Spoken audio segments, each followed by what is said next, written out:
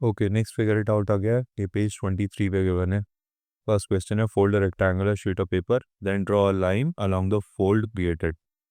Okay, उन्होंने कहा है कि एक रेक्टेंगुलर शीट ऑफ पेपर ले लो। ये डायग्राम बना हुआ है एनसीईआरटी में। रेक्टेंगुलर शीट ऑफ पेपर ले लिया। इस शीट ऑफ पेपर के जो कॉर्नर्स वाले एंगल्स हैं ये 90 डिग्री होते हैं एक रेक्टेंगल के अंदर, है ना। बट इन्होंने बोला है कि इस रेक्टेंगुलर शीट ऑफ पेपर को फोल्ड करो, और फोल्ड जब ओपन हो जाए, जो क्रीज हो वहाँ पे draw a line along the fold created. इस वाली लाइन को आप क्रिएट, इस वाली लाइन को आप ड्रॉ कर लो, इस फोल्ड को, इस क्रीज को पेंसिल से हाईलाइट कर लो। और फिर उसके बाद कह रहे हैं कि name and compare the angles form between the fold and the side of the paper. Okay, so ये फोल्ड है, इसका साइड ऑफ द पेपर के साथ एक तो ये वाला एंगल बन रहा है। इस एंगल को चलो नाम रख देते हैं एंगल 1, इसको 1 कह देते हैं। एक ये वाला एंगल बन रहा है ना। ये वाला एंगल बन जाए ऊपर वाली साइड के हाथ इस फोल्ड का बन रहा है, और ये दूसरा एंगल ऊपर वाली साइड के हाथ जो बन रहा है वो एंगल 2 मान लो। इसी तरह से नीचे भी जो होगा उसको एंगल 3 मान लो। हम इसको ना नेम दे सकते हैं बट वो कॉम्प्लिकेटेड हो जाएंगे। हमने इसको सिंपल नेम दिया, अदरवाइज हम चाहें तो इस पेपर को ABCD मार्क कर लें, और जो फोल्ड है उसको E और F मार्क कर लें, और with the help of ABCDEF हम इन एंगल्स को नाम दें। बट हम अपने आप को कॉम्प्लिकेट नहीं कर रहे, we are just trying to compare the angles. Angles compare करने की कोशिश कर रहे हैं।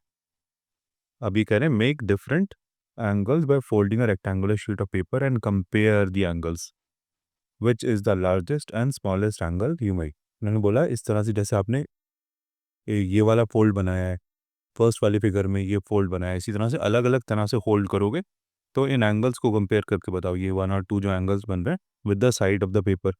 बाय द वे ये एंगल तुम बड़े हो जाओगे तो तुम्हें पता चलेगा कि angle 1 is equal to angle 4 और angle 2 is equal to angle 3। दो पैरेलल लाइंस होती हैं, उसको कोई इंटरसेक्टिंग लाइन जब इस तरह से एंगल बनाती है तो उनकी ये इक्वालिटी होती है। ये हम आगे पढ़ेंगे। एनीवेज अभी हम सिर्फ 1 और 2 की बात कर रहे हैं। देखो, जब हमने इस तरह से फोल्ड किया तो अब ये बताओ कि 1 और 2 में से बड़ा कौन सा है और छोटा कौन सा है। क्या विजुअली देख के तुम बता सकते हो कि बड़ा कौन सा, एंगल 1 बड़ा है कि एंगल 2 बड़ा है? हाँ, मैं बता सकता हूँ, एंगल 1 बड़ा है as compared to angle 2, because angle 1 जो है वो मुझे ऑब्ट्यूज एंगल लग रहा है। ऑब्ट्यूज बोले तो ग्रेटर देन 90 डिग्री, 90 डिग्री से बड़ा एंगल लग रहा है। और एंगल 2 बोले तो मुझे अक्यूट एंगल लग रहा है देखने से। अक्यूट बोले तो लेस देन 90 डिग्री। तो लेस देन 90 डिग्री वाला छोटा है, ग्रेटर देन 90 डिग्री एंगल वाला बड़ा है।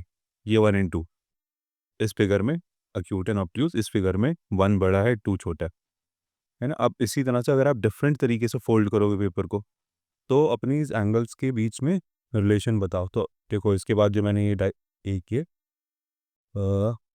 एरो बना के यहाँ वाली फिगर बना रखी है, इसमें अगर है कि इस फोल्ड को और स्लांटिंग बना दिया और एक्यूट बना दिया, जिससे पेपर का ये वाला पार्ट और स्मॉल हो गया है, पेपर का ये वाला पार्ट और बिग हो गया है ना। फोल्ड हमने ऑलमोस्ट सेंटर से ही स्टार्ट किया है यहाँ से, बट हमने जो स्टार्टिंग लिया, जो ये क्रीज बनाई है वो थोड़ी और टेढ़ी बना दी। टेढ़ी बनाने की वजह से ये वाला पार्ट ऑफ पेपर जो था वो छोटा हो गया, ये वाला पार्ट ऑफ पेपर बड़ा हो गया।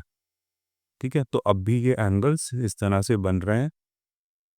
अभी भी एंगल अगर इसको तुम 1 ही कहो, चलो हमने 1 2 यूज़ कर दिया तो उसको 3 बोल देते हैं, इसको 4 बोल देते हैं। तो 3 जो है एक ऑब्ट्यूज एंगल ही लग रहा है देखने से, ये अक्यूट एंगल ही लग रहा है, मतलब लेस देन 90 डिग्री ही लग रहा है, और ये ग्रेटर देन 90 डिग्री ही लग रहा है। तो इसमें भी 3 इज़ ग्रेटर देन 4, ये तो दिखने से लग रहा है। बट क्या तुम बता सकते हो कि इसका 4 और ये जो पहली फिगर जो बनी हुई थी इसमें 2, इस 2 और 4 में से कौन से बड़े वाले हैं? हमें बेसिकली डिफरेंट तरीके से पेपर को फोल्ड करना है और देखना है कि हमारे एंगल्स छोटे और बड़े कब हो रहे हैं। तो मैं ये कह रहा हूँ कि जब भी आप पेपर को ज़्यादा फोल्ड करोगे, ज़्यादा स्लैंटिंग तरीके से फोल्ड करोगे, ऐसे फोल्ड करोगे कि जो एक पार्ट ऑफ पेपर है वो ज़्यादा स्मॉल हो जाए in comparison to the other one, तो आपका ये एंगल जो है, जैसे एंगल 4 है, ये छोटा हो जाएगा। So angle 4 will be smaller than angle 2। अब यहाँ से इस वाली फिगर से अब नीचे की तरफ आओ, ये वाली बीच में जो फिगर बनी हुई है, यहाँ पे मैंने इस फोल्ड को जो बनाया है, इस वाले फोल्ड को जो बनाया है, ये जो फोल्ड है ये और इस तरह से बनाया कि ये वाला पार्ट और छोटा हो गया, स्मॉल हो गया, ये वाला पार्ट और बिग हो गया। ठीक है, तो इसमें अगर एंगल हम बोलें कि ये 5 है और ये 6 है, आई एम सेइंग कि एंगल 6 जो होगा वो छोटा होगा एज़ कम्पेयर टू एंगल 4, वो छोटा होगा as compared to angle 4। Angle 4 इससे ऊपर वाली फिगर में बनाया था जब हमने पेपर को कम फोल्ड किया था, कम स्लांटिंग तरीके से फोल्ड किया था, बट अभी हमने और स्लांट कर दिया। फाइनली इस फिगर से इस फिगर की तरफ आई जो मैंने बनाई है, उसमें देखो हमने फोल्ड कितना छोटा सा फोल्ड दिया है। तो अब देखो ये वाला जो एंगल बन रहा है, छोटा सा एंगल, ये और भी ज़्यादा छोटा होगा as compared to any other. इस वाले से कंपेयर कर लो, ऊपर वाले से इससे कंपेयर करो, इससे कंपेयर करो।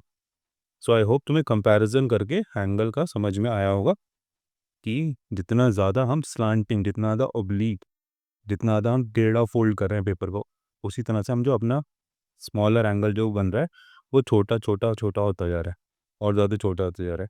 तो जब हम बहुत ही छोटा सा अपना फोल्ड करेंगे, ये वाला फोल्ड जो हमने लास्ट फिगर में इसमें समझा था, यहाँ पे जो हमारा ये एक एंगल था, ये इसका जो दूसरा एंगल बना उसके कंपैरिजन में भी बहुत छोटा बना, और अदरवाइज अलग अलग तरह से अगर हम पेपर को फोल्ड करते हैं उनके कंपैरिजन में भी अलग बना।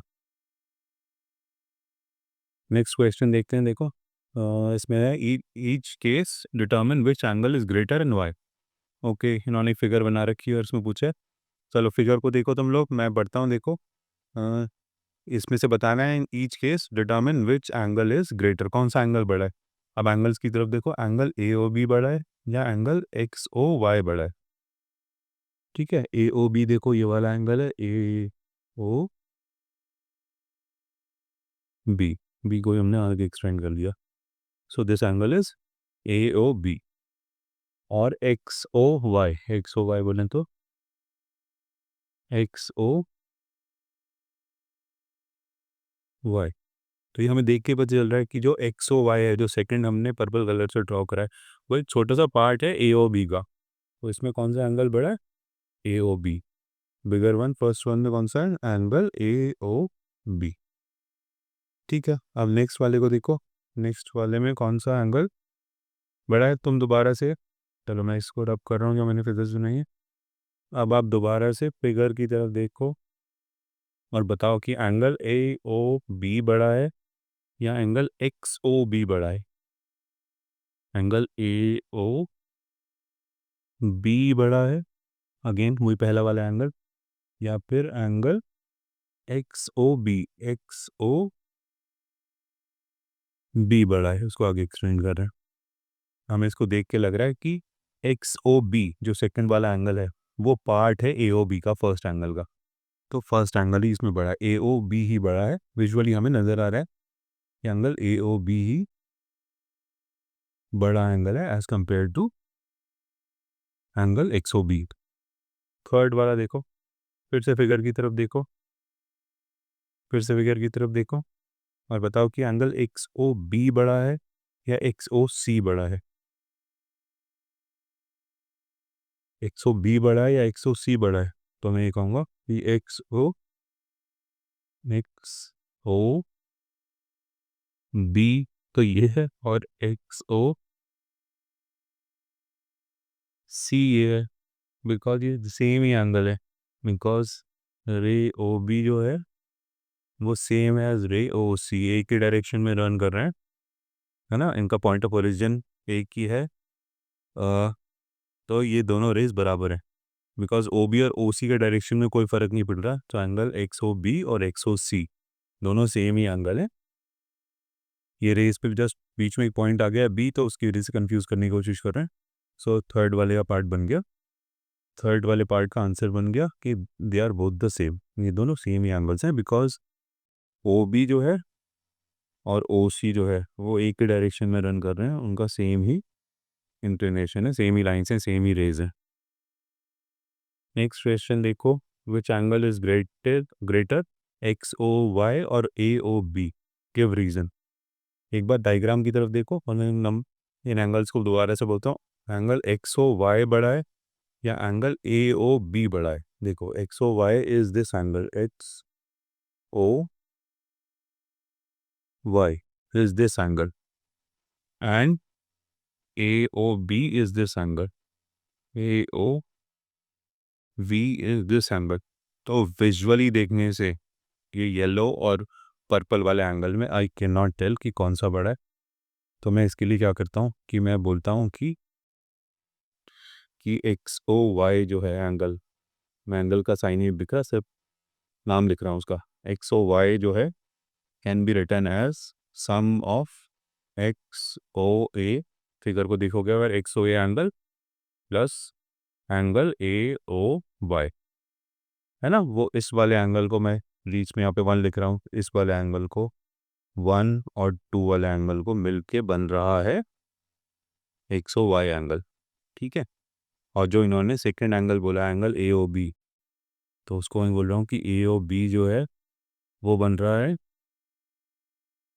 ए ओ वाई को मिलाकर और एंगल वाई ओ बी को मिलाकर, ठीक है। A O Y A O Y हमने ऑलरेडी 2 लिख दिया है, तो हम एक्स ओ बी को यहाँ पे 3 मान लेते हैं। तो basically angle A O B is equal to angle 2 plus angle 3, ठीक है। तो अगर इन्हीं दो इक्वेशंस में देखो, मैं और इक्वेशंस नहीं लिख रहा, इन्हीं दो इक्वेशंस में देखो एक्स ओ वाई और A O B, X O Y और ए ओ बी में जो कॉमन पार्ट है वो आ गया A O Y, angle A O Y इन दोनों में कॉमन है, इन दोनों में कॉमन है, तो उसको कंपेयर करेंगे तो वो दोनों बराबर वाले हिस्से हैं, बराबर है ना। अब तुम्हें कंपेयर क्या करना है, एक्स ओ ए और वाई ओ बी, इनमें से जो बड़ा होगा वो वाला एंगल बड़ा होगा। एक्स ओ ए, फर्स्ट वाली इक्वेशन का एक्स ओ ए देखना है हमें कि ये बड़ा है, देखो क्योंकि एंगल का बाकी वाला जो हिस्सा है वो तो बराबर ही है, एंगल ए ओ वाई दोनों ही एंगल्स में बराबर है, कॉमन हिस्सा है, बराबर हिस्सा है, तो उसको कंपेयर करके कोई फायदा नहीं। एक्स ओ ए और वाई ओ बी को देख लो विजुअली, देखो अब मैं इसको मिटा के फिगर में ही देखते हैं, क्या तुम्हें आसानी से समझ में आएगा ये। एक्स ओ ए, एक्स ओ ए बड़ा है या फिर